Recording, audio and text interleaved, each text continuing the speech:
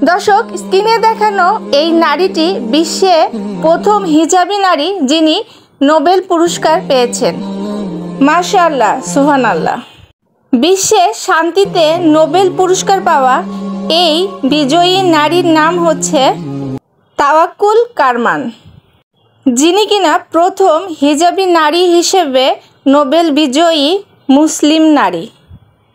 হিজাব পরিধান করে মুসলিম নারীরা সর্বক্ষেত্রে সব কিছু করতে পারে, সেটার এক জ্বলন্ত প্রমাণ তিনি আমাদের মাঝে তুলে ধরার চেষ্টা করেছেন।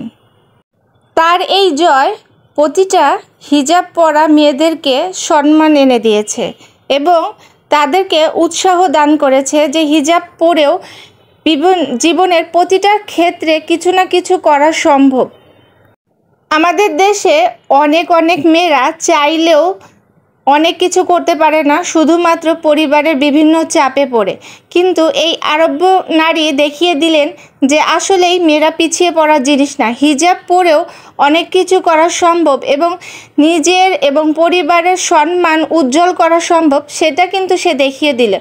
তো সকলেই উচিত এই জিনিসটাকে সুন্দরভাবে দেখা।